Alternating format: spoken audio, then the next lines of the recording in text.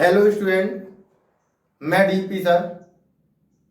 स्वागत है आपका दिलीप सर एकेडमी में। आज हम लोग संख्या पद्धति पढ़ेंगे। जैसा कि आप लोग जानते हैं, कंपटीशन के पेपर में संख्या पद्धति मैथ के अंदर मैथ की जान है। अगर आप लोग को संख्या पद्धति हल करना नहीं आएंगे, इनके क्वेश्चन ये नहीं जानेंगे आप, तो आपको मैथ में आगे कुछ ही नहीं कर सकते। तो मैं आपके लिए संख्या पद्धति में आज आपको सिखाऊंगा और कोशिश करूंगा कि आप लोग बहुत बेहतर से सीखें। और मेरा दावा है कि आप लोग कुछ देर ध्यान से देखिएगा और फिर आप लोग कितना अच्छा सीखते हैं। यहाँ पे देखो, जिस तरह से इंग्लिश के अंदर इंग्लिश जो बनी है हमारी, अंग्रेजी होती है जो, वो ABCD A to Z but जो होते हैं अक्षर उनसे बनी हुई है। इसी तरह से जो मैथ है, गणित है, वो हमारा जो बना होता है वो हमारी संख्याएं होती हैं। 0 1 2 3 4 5 6 7 8 9। पूरे गणित के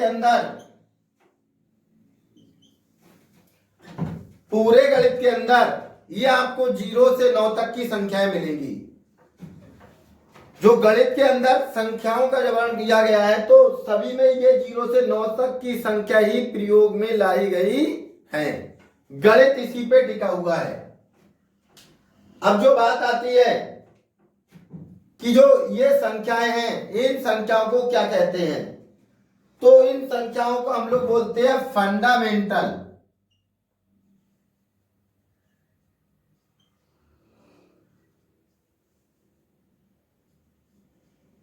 ध्यान से फिर से सुनिएगा, जो संख्याएं होती है वो किनसे बनी होती है हमारी,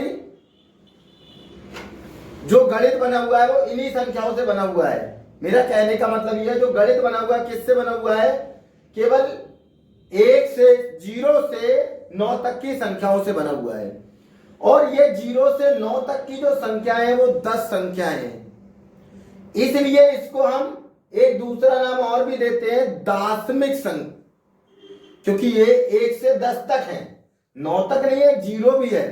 0 1 2 3 4 5 6 7, अगर हम इनको गिनते जाएंगे तो कितनी आ जाएंगे हमारी, 10 आएंगी। देखिएगा, 1 2 3 4 5 6 7 8 9 10। तो आप लोग के समझ में आ रहा होगा, जो गणित बना हुआ है, गणित टिका हुआ है, वो इन्हीं संख्याओं पे टिका हुआ है। अब देखिएगा, और लोग जो आपको सिखाते हैं वो क्या करते हैं, मैं आपको कितना बेसिक से एक एक चीज बताऊंगा इसमें कि कौन सी चीज क्या होती है। इसके बाद में हमारे जो आती हैं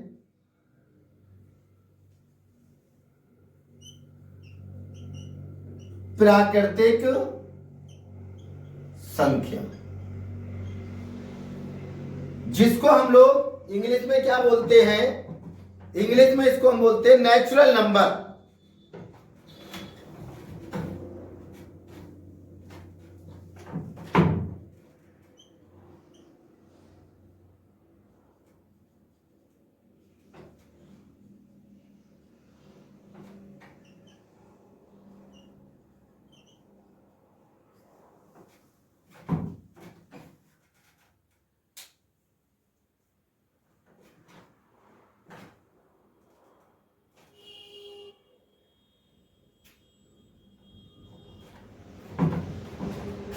इंग्लिश में से क्या बोलते हैं, नेचुरल नंबर, प्राकृतिक संख्या। अब ये पहली संख्या मैं आपकी स्टार्ट कर रहा हूं और आप लोग ध्यान से समझिएगा, आप लोग याद करिएगा कि नेचुरल नंबर किसे बोलते हैं। तो मेरी बात को आप लोग समझिएगा कि नेचुरल नंबर क्या होता है। नेचुरल जो नंबर होता है, बेसंख्या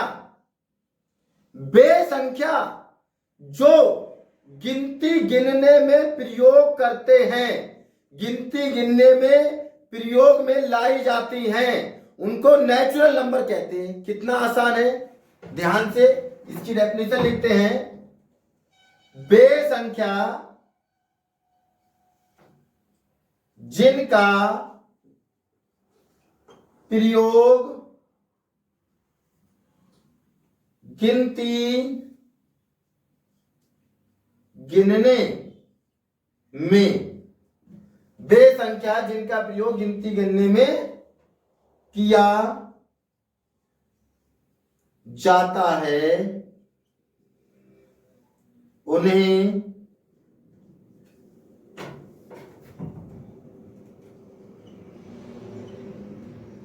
प्राकृतिक संख्या या क्या कहते हैं, नेचुरल नंबर कहते हैं। चीज को आसानी से समझिएगा। अब आप लोग सोचिएगा, दिमाग लगाइएगा कि गिनती कहां से गिनते हैं। अब कभी भी मैं गिनती गिनेंगे, अगर हमारे क्लास में एक अनुज बैठा है तो अनुज 1 नंबर, दूसरा नितेश बैठा है, नितेश 2 नंबर, तीसरा प्रियंका बैठी है तो प्रियंका 3 नंबर। तो हम गिनती कहां से गिन रहे हैं, 1 से चालू करी हमने। किसी भी चीज की काउंटिंग करेंगे तो 1 से चालू करेंगे, तो वो ही संख्या हो जाती है हमारी। एग्जाम्पल में देखिएगा, 1 2 3 4 5 6 7 8 9 10, ऐसे ही आप कहां तक जा सकते हैं, इनफाइनेट, अनंत तक। तो आपके समझ में आ रहा होगा, गिनती जो गिनने में प्रयोग की जाने वाली संख्याओं को प्राकृतिक संख्या कहते हैं। अब कभी भी हम गिनती 0 से तो नहीं करते ना, इसलिए इसमें हमने 0 नहीं लिया है। इसके बाद दूसरी जो हमारी संख्या आती है,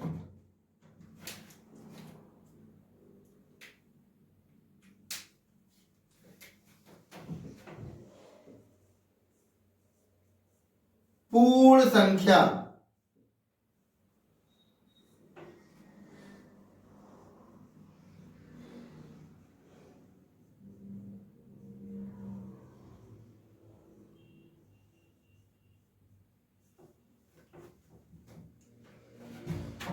पूर्ण संख्या को हम इंग्लिश में कहते हैं होल नंबर्स।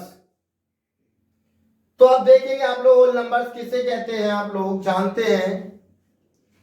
बहुत आसानी से समझेंगे, बहुत आसानी से।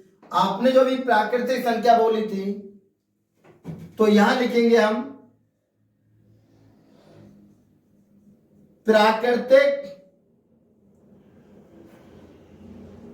संख्या के समूह में, प्राकृतिक संख्या के समूह में शून्य, शून्य को बोलते हैं 0,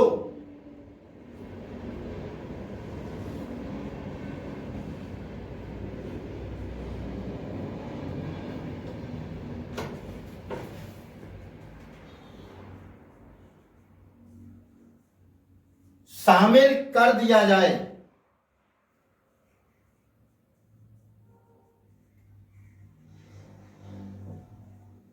तो उसे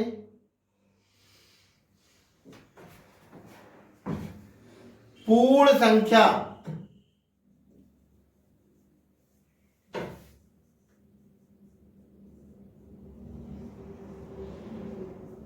कहते हैं। चीजों को समझो, प्राकृतिक संख्या के समूह में शून्य मतलब 0 को शामिल कर दिया जाए तो उसे पूर्ण संख्या कहते हैं।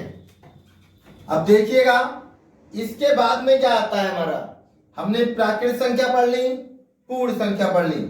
इसके बाद जो हमारी संख्या आती है वो संख्या आती है पूर्णांक।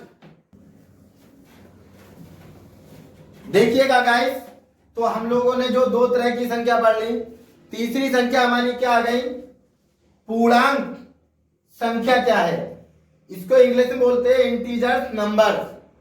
तो जो इंटीजर्स नंबर होते हैं आप लोग कैसे याद करेंगे, आपको 3 भागों में इसको डिवाइड कर देते हैं हम लोग, बहुत आसानी समझ लेंगे। सबसे पहले आती है हमारी धनात्मक संख्या, धनात्मक पूर्णांक, जिसको हम इंग्लिश में बोलेंगे पॉजिटिव इंटीजर्स। वो कौन सी होती है? जैसे 1 है, +1 +2 +3 +4। अब दूसरी आ जाती है हमारी ऋणात्मक पूर्णांक, जिसको बोलते हैं नेगेटिव इंटीजर्स, -1 -2 -3 -4। ऐसे भी और है, और भी है, ये भी आगे। फिर तीसरा देखो, प्लस की हो गई, माइनस की हो गई, बीच में रह गया हमारा जीरो। जीरो को, शून्य को हम लोग बोलते हैं उदासीन पूर्णांक, जिसको इंग्लिश में बोलेंगे न्यूट्रल इंटीजर्स। तो अब जो हमारी ये संख्या हो गई, ये जीरो हो गई। तो ये जो संख्या है, ये सभी संख्या है, इन सभी संख्या को प्लस वाली भी होंगी, धनात्मक होंगी और ऋणात्मक भी होंगी। ये सभी संख्या हमारे पूर्णांक कहलाते हैं। तो परिभाषा कैसे बनेगी गाइस? ध्यान से देखिएगा, कितनी आसान लगेगी। वे सभी ब्रैकेट में लिख दो, कौन कौन सी सभी? धनात्मक पूर्णांक व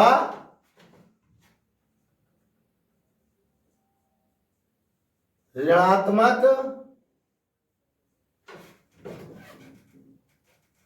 पूर्णांक, ब्रैकेट क्लोज कर दो, पूर्ण संख्या क्या कहलाती है? पूर्णांक कहलाती हैं।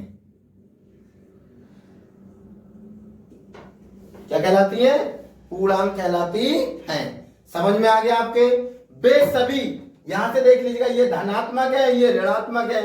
तो मैंने बोल दिया धनात्मक पूर्णांक, ऋणात्मक पूर्णांक, पूर्ण संख्या पूर्णांक कहलाती हैं। तो ये सभी संख्याएं हमारी कैसी होंगी बेटा? पूर्णांक होंगी। अब इसके बाद हम लोग पहुंचते हैं, पूर्णांक के बाद जो हम लोग पहुंचेंगे वो हम किस पे जाएंगे? ध्यान से देखेंगे अगले। बहुत आसानी से एकदम क्रमबद्ध सीखना है। सम संख्या, इंग्लिश में बोलते हैं सम संख्या को इवन नंबर।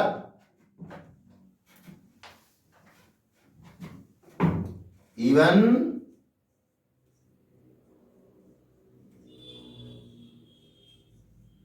नंबर, देखिएगा इवन नंबर किसे कहते हैं, कैसे याद करवा दो बिल्कुल जादू से, ध्यान से देखिएगा आप लोग। इवन जो नंबर हम लोग याद करेंगे, बहुत आसानी से याद करेंगे। पहले इसकी डेफिनेशन लिखिएगा, फिर आप लोग समझिएगा इवन नंबर किसे कहते हैं, सम संख्या किसे कहते हैं। वे संख्या जिनके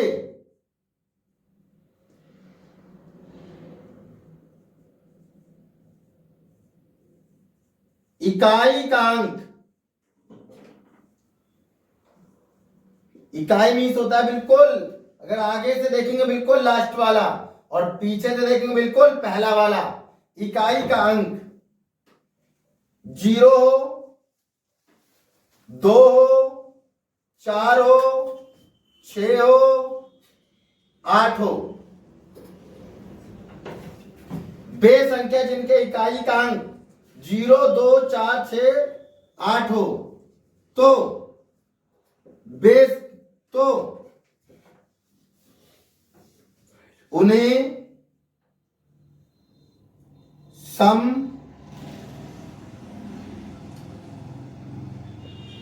संख्या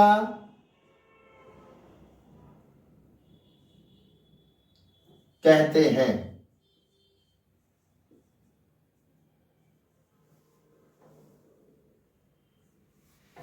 देखिएगा ध्यान से, वे संख्या जिनके इकाई का अंक 0, 2, 4, 6, 8 हो। एग्जाम्पल लेते हैं पहले एक, जैसे हमने ये एक संख्या लिख दी। अब आप लोग देखिएगा इसके इकाई में कितना है? 4 है 4, तो ये हमारा सम संख्या इवन नंबर आ गया। कोई सी भी लिख लें, 2 है, वही एक ही नंबर है, 2 है यहाँ पे, तो सम आ गया। 4 है, 6 है, 8 है, 10 है, 12 है, 14 है, 16 है, 18 है। तो ये सभी संख्या हमारी ऐसी चलते जाएंगी, सभी संख्या हमारी ऐसी चलते जाएंगी, चलते जाएंगी, चलते जाएंगी। तो ये हमारी क्या कहलाएंगी? Even number कहलाएंगी। इसके बाद इवन के बाद हमारा आता है विषम संख्या, जिसके इंग्लिश में बोलते हैं ओड नंबर।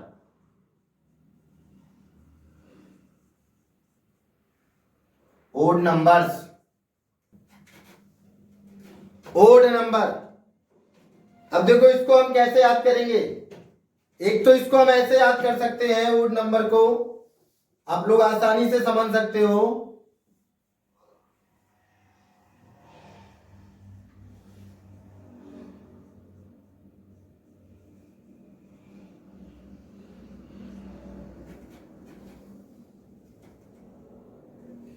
देखो वे संख्याएं जिनके इकाई में 0, 2, 4, 6, 8, वे संख्या जिनके इकाई का अंक 0, 2, 4, 6, 8 हो, तो उन्हें हम क्या कहते हैं बेटा? सम संख्या कहते हैं। उन्हें हम क्या कहते हैं? सम संख्या कहते हैं। परंतु अब हम विषम संख्या इसी से याद कर सकते हैं। इसी से ध्यान से देखना इधर, अगर 0, 2, 4, 6, 8 ना हो, 0, 2, 4, 6, 8 ना हो इकाई में, तो हम उसको विषम संख्या कहते हैं। जैसे आप देखिएगा, पहले एग्जाम्पल देखते हैं इसका। जैसे 1 है, ये विषम है, 0, 2, 4, 6, 8 तो नहीं है। 3 है, 5 है, 7 है, 9 है, 11 है, 13 है, 15 है, 17 है, 19 है।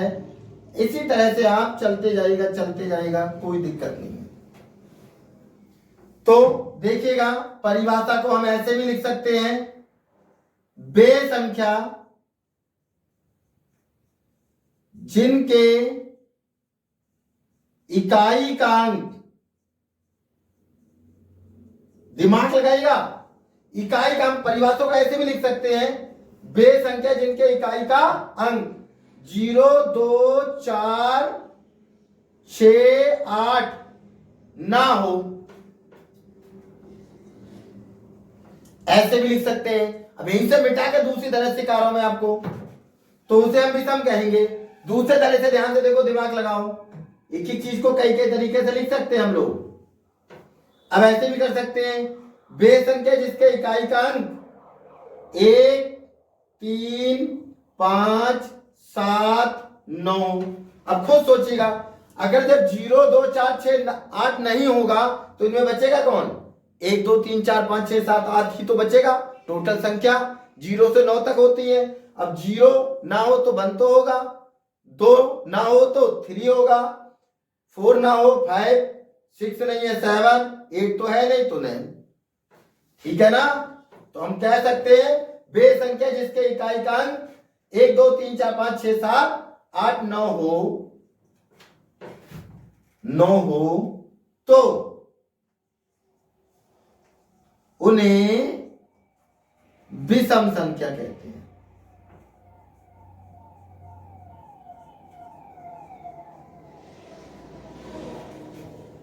उन्हें क्या कहते हैं? विषम संख्या कहते हैं। तो समझ में आया इतना? इसके बाद हम आगे चलते हैं, ध्यान से देखेंगे अभी। अब देखो, इसके बाद आती है हमारी बेटा अभाज्य संख्या।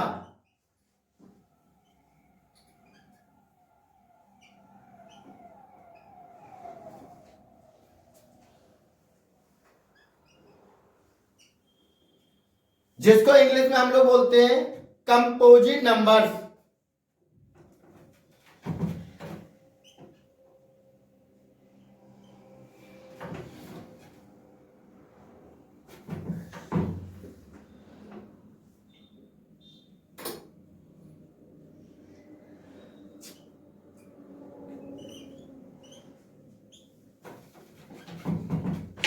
इसकी ना स्पीड बढ़ा के करना, फटाक से लग जाए, है ना?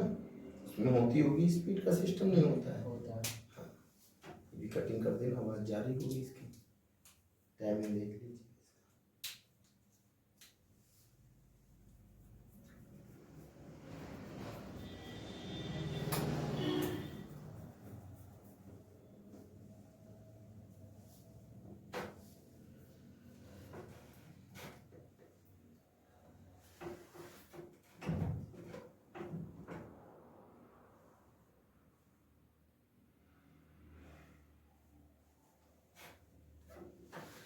अब देखेंगे आप लोग बेटा भाज्य संख्या जिसको बोलते हैं, मिस्टेक हो गई, पूरी काटनी पड़ेगी, ध्यान नहीं, तो वो तो पहले भी कटनी है, पूरी नाम तो वैसे भी कटनी है। लिखे पढ़े हम अभाज्य और इंग्लिश में लिखे पढ़े भाज्य। पता नहीं गलती बहुत ज्यादा नहीं हो रही आज वीडियो में ऐसे, वीडियो लगातार वीडियो पढ़ती ना नहीं तो वो झिझक निकल गई, पहली बार वीडियो बन रही है बड़ी लंबी वीडियो। आवाज संख्या और आवाज संख्या को हम लोग देखो, आवाज संख्या किसे कहते हैं, ये चीज जो अब स्टार्ट हो रही है आवाज संख्या, इसको बिल्कुल मैं बेसिक से बता रहा हूं अभी, फिर इस पे हम लोग सवाल करेंगे। ये हमारे किसी भी कंपटीशन में, ये समझ लो ये कंपटीशन में जान है उनकी, इसमें से एक क्वेश्चन हर पेपर में आता ही आता है। तो आप लोग ध्यान से देखिएगा, बहुत अच्छे से तैयार करिएगा इसको। आभास संख्या मेरी जिम्मेदारी है याद कराने की, इसको तैयार कराने की आपकी। आभास संख्या हम लोग बोलते हैं प्राइम नंबर।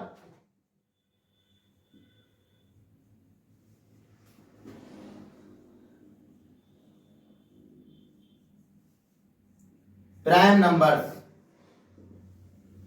अब देखो बहुत आराम से सोचो, बहुत आराम से, टोटल संख्या पूरा मैथ 0 से 9 तक की का बना हुआ है।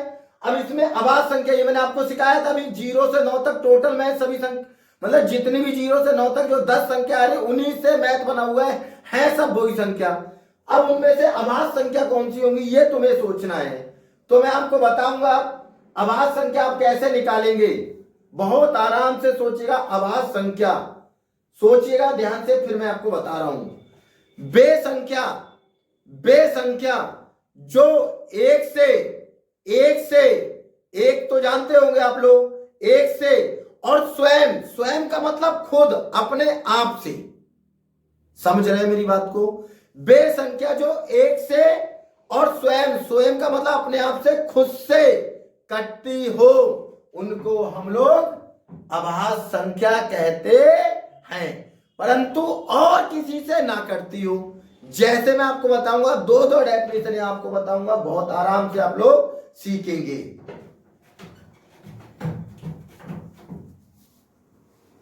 देखिएगा बहुत ही इंपॉर्टेंट है, बहुत ही क्वेश्चन आते हैं यहां पे। बेसंख्या जो एक बार स्वयं का मतलब खुद से विभाजित हो,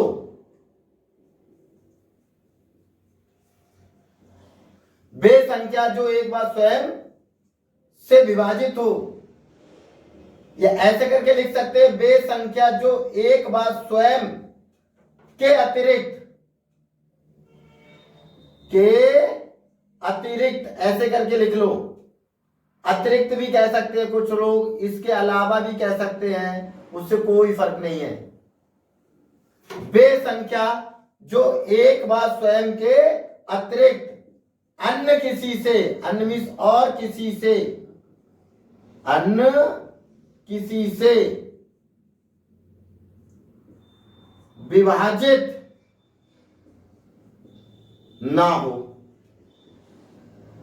तो उन्हें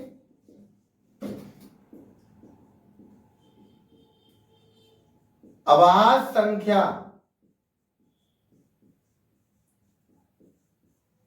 कहते हैं। समझिएगा आवाज संख्या किसे कहते हैं। अब बेसंख्या जो एक बार स्वयं के अतिरिक्त अन्य किसी से विभाजित ना हो। अब एक से कटे और किसी से ना कटे, एक से कटे और स्वयं से कटे और किसी से ना कटे। समझो, मैं आपको दिखा रहा हूं, दिमाग लगाना, सोचना आराम से। जैसे दो है, दो आप देखिएगा एक से कट जाएगा, और स्वयं मतलब जो खुद है दो, उससे कट जाएगा, और किसी से कट जाएगा तो नहीं सर, तो इसीलिए ये किस में आ जाएगा, अभाज्य में आ जाएगा। जैसे 3 है, 1 से कट जाएगा, जी सर। 3 से कट जाएगा, जी सर। तो फिर और किसी से नहीं कटेगा ना, नहीं कटेगा, इसलिए ये किस में आ जाएगा, अभाज्य में आ जाएगा। फिर 4 है, 4 देखिएगा पहले, 1 से कट जाएगा, स्वयं से कट जाएगा, कट जाएगा, पर और किसी से भी कट जाएगा, जी 2 से कट जाएगा, तो इसलिए ये हमारा अभाज्य नहीं है, इसको हम यहां पे नहीं लिखेंगे। समझ में आया, समझ में आ रहा है ना। फिर हमारी 5 आ जाएगा, 1 से कट जाएगा और 5 से कट जाएगा। 7 1 से कट जाएगा और 7 से कट जाएगा। फिर 11 1 से कट जाएगा और 11 से कट जाएगा। फिर 13 1 से कटेगा और 13 से कटेगा। फिर उसके बाद 19 1 से कटेगा और 19 से कटेगा। फिर हमारा आ जाएगा 23 1 से कटेगा और 23 से कट जाएगा। तो इस टाइप की जो संख्या है, उन संख्याओं को जो संख्या 1 से कटे और स्वयं से कटे और किसी से ना कटे, तो उनको हम लोग बोलते हैं अभाज्य संख्या। अब आप लोग ध्यान से सुनिएगा, पेपर में बहुत ज्यादा क्वेश्चन आता है। ये जब तुम देख रहे हो जो अभाज्य संख्या बनी है, ये सभी अभाज्य संख्याओं में तुम जब आगे को बढ़ते जाओगे, जितनी भी संख्या अभाज्य लिखोगे, ऐसे ही बहुत ही होंगे अभाज्य संख्या। इनमें ओनली 2 एक सम नंबर आएगा, बाकी सब देख लीजिएगा विषम नंबर होंगे। तो यहां पे एक पेपर में बहुत ज्यादा क्वेश्चन पूछा जाता है कि 2 सम संख्या है या विषम, तो ये आपको पता होना चाहिए 2 होता तो सम है, क्योंकि 2 से कटेगा। अभी मैंने सम की डेफिनेशन लिखवाई थी, उसमें देख लीजिए आप लोग वीडियो को बैक करके। बट वो पूछेंगे वह सबसे छोटी सम संख्या बताओ जो अभाज्य हो। तो अगर तुम सम में 4 लिख रहे हो, तो 4 आपकी अभाज्य मैंने भी लिख के दिखाई थी, नहीं है। तो सबसे छोटी जो सम भी हो और अभाज्य भी हो, वो कौन सी संख्या है, 2 है। अभाज्य भी है, देखो। अब अभाज्य क्यों है, इसके केवल 2 ही गुणनखंड है, 1 और स्वयं। गुणनखंड उसे कहते हैं जिनसे वो नंबर कट जाए। तो 2 1 से कट जाएगा और 2 से कट जाएगा। तो ये सम भी है और हमारी अभाज्य भी है। ये बहुत ज्यादा पेपर में आता है, वह सबसे छोटी सम संख्या बताइए।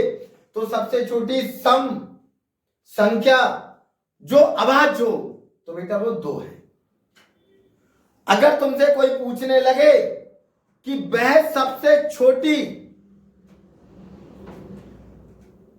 विषम संख्या बताइए जो अभाज्य हो, तो सबसे छोटी विषम संख्या जो अभाज्य हो वो 3 है। इस बात का ध्यान रख लेना, विषम संख्या सबसे छोटी 3 है, बाकी इनसे बड़ी होगी। अब पेपर में यह आ जाता है कि 1 को, मतलब हमारे दिमाग में पहुंचता है कि सर यहां पे 1 को क्यों नहीं दिया, क्योंकि 1 स्वयं, अगर अब तुम दिमाग से सोचोगे तो 1 स्वयं 1 से कटेगा और किसी से नहीं कटेगा। परंतु अभाज्य संख्या की एक दूसरी डेफिनेशन, एक तो मैंने ये लिखवा दी आपको, एक दूसरी डेफिनेशन आप अपने पास से बना सकते हो, दिमाग में रख लीजिएगा। देखिएगा कितने अच्छे अच्छे पॉइंट देता हूं मैं आपको। एक तो ये पॉइंट पेपर में बहुत ही ज्यादा आता है, यहां से हर पेपर में क्वेश्चन मिलता है अभाज्य संख्याओं में। अब एक बेटा हमारा जो क्वेश्चन आता है वो क्या आता है, इसको हम दूसरी तरीके से कैसे समझ सकते हैं बेटा। तो इसको हम दूसरी तरीके से ऐसे समझ सकते हैं कि बेटा ये संख्या के भी देखिएगा आप 2 गुणनखंड है, इसके भी आप देखिएगा 2 गुणनखंड है, इसके भी 2 गुणनखंड है, इसके भी 2 गुणनखंड है, मतलब सभी के 2 ही गुणनखंड है। तो बेटा आप लोग इसकी डेफिनेशन ऐसे भी लिख सकते हैं, वे संख्याएं जिनके 2 गुणनखंड होते हैं, 2 से ज्यादा गुणनखंड नहीं होते हैं, उनको आप अभाज्य संख्या कहते हैं। समझिएगा, जिनके 2 गुणनखंड होते हैं दो गुणनखंड होते हैं उनको आप अभाज्य संख्या कहते हैं। तो इस तरह से भी आप लोग समझ गए होंगे और दोनों तरीका आपके क्लियर है। इसके बाद भाज्य के बाद एक क्वेश्चन पेपर में हमें और ज्यादा मिलता है, इसको आप नोट पॉइंट बना के लिख लीजिएगा, क्योंकि वहां पे इतना आपके पास वक्त नहीं होगा करने के लिए। आप लोग सीधे को समझिएगा, सीधी चीज याद कर लीजिएगा इस बात को। पूछ सकता है बेटा 1 से 100 तक कितनी, 1 से 100 तक कितनी अभाज्य संख्या होती है। पूछ लेता है 1 से 100 तक कितनी अभाज्य संख्या होती है। अब आप 1 से 100 तक पहले लिखोगे, बहुत टाइम लगेगा, इतना आपके पास टाइम नहीं होगा, तो आप लोग डायरेक्ट याद कर लीजिएगा 1 से 100 तक 25 अभाज्य संख्या होती है। कितनी अभाज्य संख्या होती है बेटा? 25 अभाज्य संख्या होती है। फिर इसके बाद हम लोग आगे बढ़ते हैं। अभाज्य के बाद हमारा आ जाएगा भाज्य।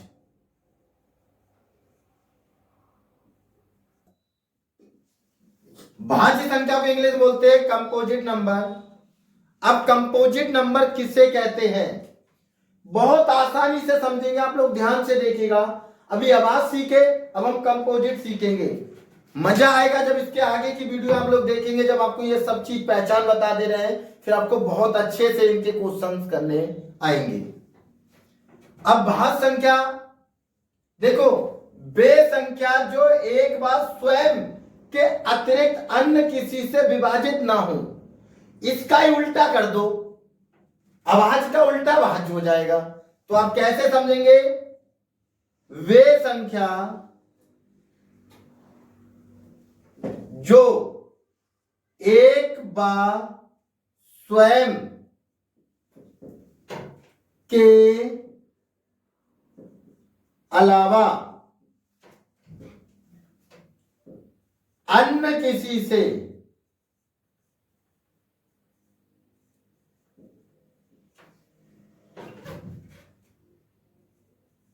विभाजित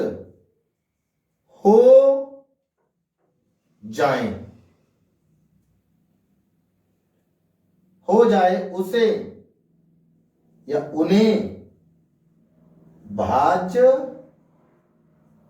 संख्या कहते हैं। देखिएगा आसानी से इसके एग्जाम्पल को देखते हैं हम लोग। इसका जस्ट उल्टा हो जाएगा।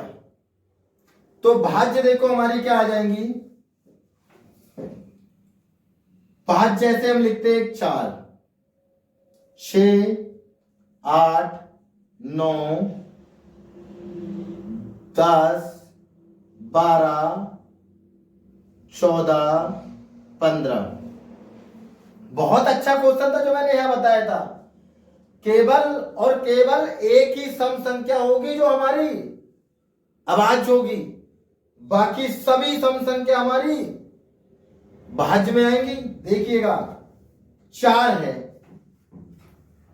अब हम कैसे पहचानेंगे? मैंने बोला वे संख्या जो एक, तो 4 1 से कटेगा, बस स्वयं मतलब जो खुद है उससे भी कट जाएगा, के अलावा अन्य किसी से विभाजित हो जाए, कट जाए। तो बताओ ये अन्य किसी से कट रहा है जी, 2 से कट रहा है। इसके बाद जैसे 6 1 से कटेगा, 6 से कटेगा, 2 से भी कटेगा, 3 से भी कटेगा। तो एक बार स्वयं के अतिरिक्त अन्य किसी से कट रहा है, नहीं कट रहा है? तो कट रहा है, तो इसीलिए ये किस में आएगा? भाज्य में आएगा। अब इसको देखिएगा, 8 को 1 से कटेगा, 8 1 से कटेगा, फिर 8 से कटेगा, 2 से कट जाएगा, 4 से कट जाएगा। जैसे ये 9 है, 1 से कटेगा, 9 से कटेगा, उसके बाद 3 से कट जाएगा। जैसे 10 है, 1 से कटेगा और 10 से कटेगा, 2 से कट जाएगा और 5 से भी कट जाएगा। ऐसी 12 है, 1 से कटेगा, 12 से कटेगा, 6 से कट जाएगा, 2 से कट जाएगा, 3 से कट जाएगा, 4 से कट जाएगा, बहुतों से कट जाएगा। आप इसको देख लीजिए, 15 को 1 से कट जाएगा, फिर 15 स्वयं से कट जाएगा, फिर 5 से कट जाएगा, फिर 3 से कट जाएगा।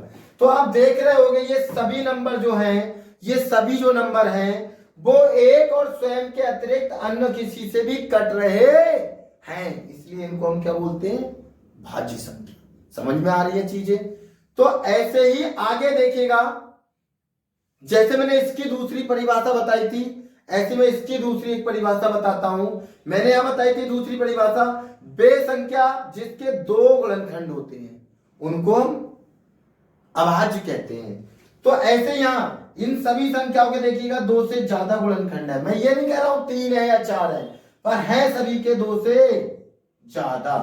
देखिएगा हर संख्या के 2 से ज्यादा गुणनखंड होंगे, जिसके 2 से ज्यादा गुणनखंड हैं तो उनको बेटा आप लोग भाज्य संख्या कहते हैं। तो इस तरह से भी समझ सकते हैं आप लोग, या ऐसे समझ सकते हैं जो एक और स्वयं के सिवा और किसी से कट जाए, अलावा और किसी के कट जाए तो उसे हम भाज्य संख्या कहते हैं। तो अभाज्य और भाज्य हम सीख गए।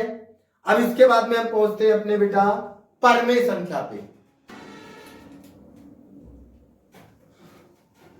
परमेय संख्या जिसको इंग्लिश में बोलते हैं रैशनल नंबर। तो रैशनल नंबर किसे कहते हैं, बहुत आसानी से समझेंगे आप लोग। देखो वे संख्याएं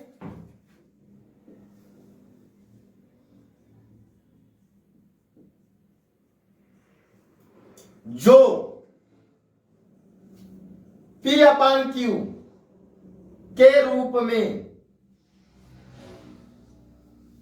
वे संख्याएं जो P/Q के रूप में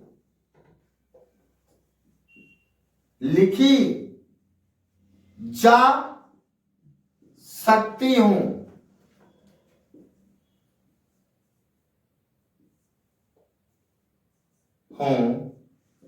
उन्हें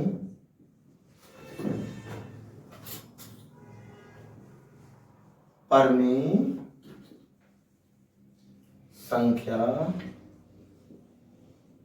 कहते हैं। समझो, वे संख्या जो P/Q के रूप में लिखी जा सकती हूं उन्हें परमेय संख्या कहते हैं। अब कुछ कह रहे होंगे सर P/Q क्या मतलब है, हम समझ नहीं पा रहे हैं। तो ध्यान से समझिएगा, हम बता रहे हैं आपको। इसका मतलब है P/Q, जैसे ऊपर जो है वो होता है हमारा अंश और नीचे वाला होता है हमारा हर।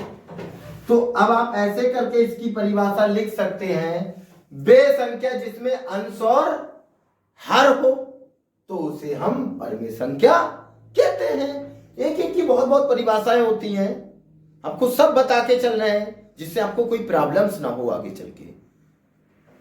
कोई कहीं से बता देता है तो कोई कैसे बताता है, हम आपको सब बता रहे हैं। आपको हर तरह से आना चाहिए, आपको कैसे भी प्रॉब्लम नहीं होना चाहिए। अब मैं आपको एग्जाम्पल से सिखाता हूं, फिर आपको समझ में आएगा ये भी। जैसे ऊपर चाहे कोई सी भी संख्या हो, नीचे चाहे कोई सी भी संख्या हो। अब आप समझिएगा, ऊपर वाली जो भी संख्या होगी आप अपने दिमाग में रख लीजिएगा, सोचिएगा। ऊपर वाली जो भी संख्या होगी उसे हम अंश कहेंगे, नीचे वाली जो भी संख्या होगी उसको हम हर कहेंगे। तो समझिएगा, वह संख्या जिसमें अंश और हर होगा उसको हम परमेय संख्या कहते हैं। अब ये नहीं है चाहे 2 या 2 ही हो लिखा हुआ होगा, कुछ भी होगा, कुछ भी होगा। समझिएगा, 3/5, 7/, कुछ भी लिख दीजिएगा, कुछ भी। अब आप ये देखिएगा, ऊपर भी है और नीचे भी है, तो इसमें अंश भी है और हर भी है। जब इसमें अंश और हर है तो ये परमेय संख्या है आपकी। समझ में आ रही है बात आपके? तो देख रहे होंगे आप लोग। परंतु ये ध्यान रहे, परमेय संख्या रूट में नहीं होगी। अगर हां रूट में होगी तो एक रूल्स है। जैसे मैंने रूट में 4 लिखा,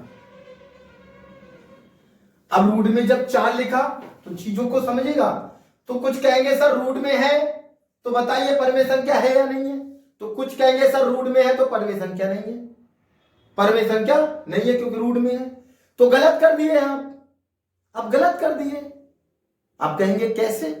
तो देखिएगा ऐसे, क्योंकि रूट में है पर रूट में 4 है, और जब रूट हटाते तो वर्गमूल लेंगे, तो 4 का वर्गमूल तो 2 आ जाएगा। तो जब 2 आ गया तो रूट हट गया, और रूट हट गया तो ये परमे संख्या हो गई। तब कुछ के दिमाग में आई सर इसके बट्टे में तो कुछ नहीं है, तो बट्टे में तो बेटा 1 लगा सकते हैं। तो अब ऊपर भी है संख्या और नीचे भी है। गांव की भाषा में आप ऐसे भी याद कर सकते हैं, अरे देखो ऐसे ऊपर नीचे, समझो चीज को ऊपर नीचे, मतलब जिसमें ऊपर भी हो और नीचे भी हो उसी को हम परमे संख्या कहते हैं। और बट्टे में कुछ नहीं होता है तो 1 लगा देते हैं। समझ में आया ना?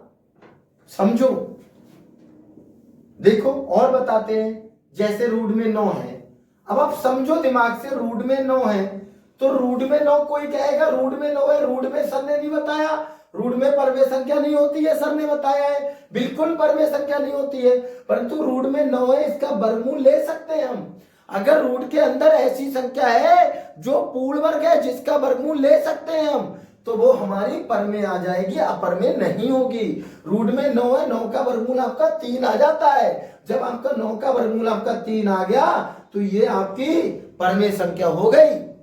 तो आप समझ सकते हैं ना आसानी से, क्योंकि परमे संख्या इसलिए होगी, इसके बट्टे में 1 लगा देंगे। तो अब समझो अंश भी और हर भी है, ऊपर भी संख्या और नीचे भी है। तो अब मैं कुछ समझ सकता हूं कि आप लोग समझे, तो आप लोग मुझे इसका कमेंट करके बताएंगे कि ये परमे संख्या है या नहीं है। 16/9 कमेंट करके बताएंगे परमे संख्या है या नहीं है। इसके बाद हम लोग परमे के बाद आते हैं बेटा अपरमे संख्या।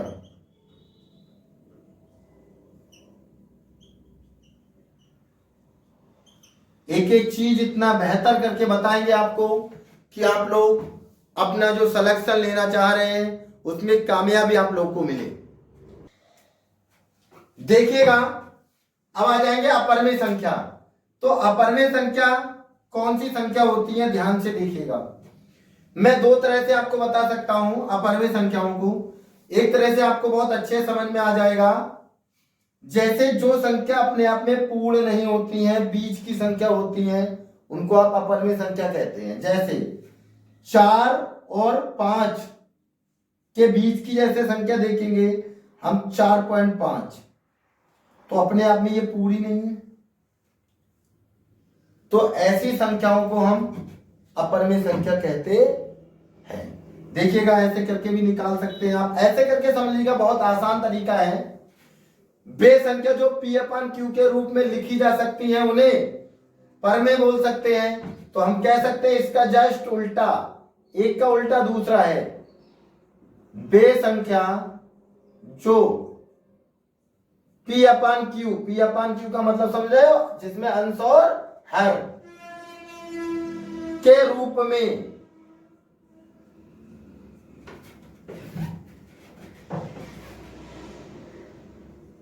नहीं लिखी जा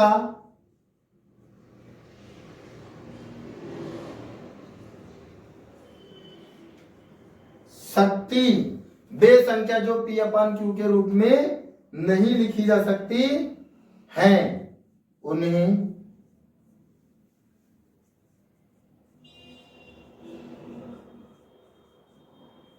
अपरमे संख्या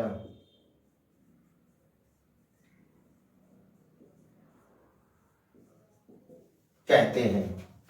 जैसे समझिएगा आप लोग कौन सी संख्या होती है वो। अब आप ये देखिएगा रूट में 2 है, अब आप रूट 2 का वर्गमूल ले सकते हैं क्या? नहीं ले सकते। जब वर्गमूल नहीं ले सकते तो रूट से बाहर नहीं निकलेगी, और जब रूट से बाहर नहीं निकल रही है बेटा तो ये हमारी परमे संख्या नहीं है, अपरमे है। रूट में 3, रूट में 5, अब रूट में अगर 4 लिखेंगे तो 4 का वर्गमूल 2 आ जाएगा, तो ये हमारी किस में पहुंच जाएगी?